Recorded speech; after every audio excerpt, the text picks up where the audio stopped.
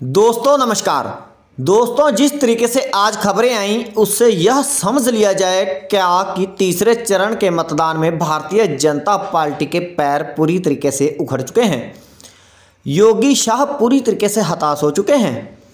क्या समाजवादी पार्टी तीसरे चरण तक भी हावी है?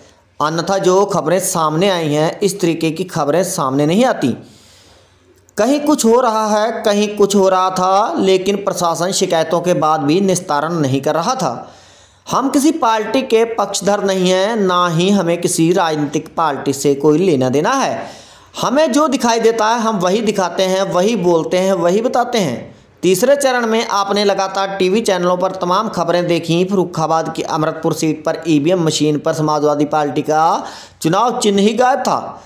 एटा में कई जगह पर मशीनों में गड़बड़ी पाई गई। यहां तक कि ग्रामीणों ने आरोप लगा दिए कि पीठासीन अधिकारी खुद वोट डालने वाला बटन दबा रहे हैं। ऐसी गड़बड़ियां पहले दूसरे चरण में नहीं थी।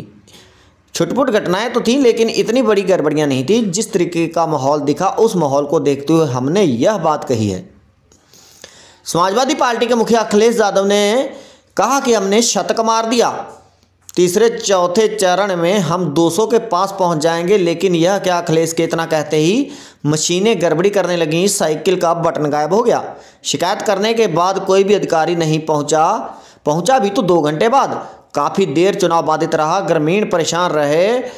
अब जब इस तरीके की खबरें सामने आ रही हैं तो बात मुद्दे की कर ली जाए।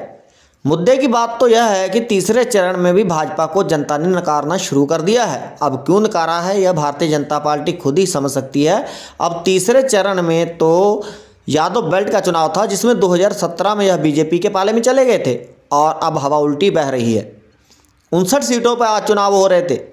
इन्हीं सीटों पर चुनाव प्रचार में अखिलेश यादव की टीम के अलावा मुलायम सिंह यादव भी चुनाव में उतर रहे थे और चुनाव में प्रचार प्रसार भी किया था, क्योंकि नेताजी का इन सीटों पर खासा प्रभाव है। कुल मिलाकर समाजवादी पार्टी ने इस बेल्ट पर खूब पसीना बहाया और टक्कर में भारतीय जनता पार्टी ने केंद्र से लेकर स्टेट कैबिनेट मंत्रियों की कतार लगा दी चुनाव प्रचार में इन सीटों पर अपना प्रभाव डालने के लिए। लेकिन उन्होंने क्या प्रभाव डाला यह उनकी रैलियों में आपने साफ देख लिया होगा। कहाँ कहाँ जनसभाएं हुई, कहाँ कहाँ भीड़ जुटी और कहाँ कहाँ नहीं। और फलस्वरूप मशीनों में गड़बड़ी और तरह तरह की खबरें सामने आ गईं।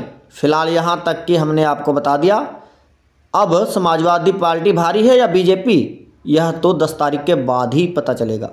जय जवान, जय किसान, जय हिंद, जय भारत।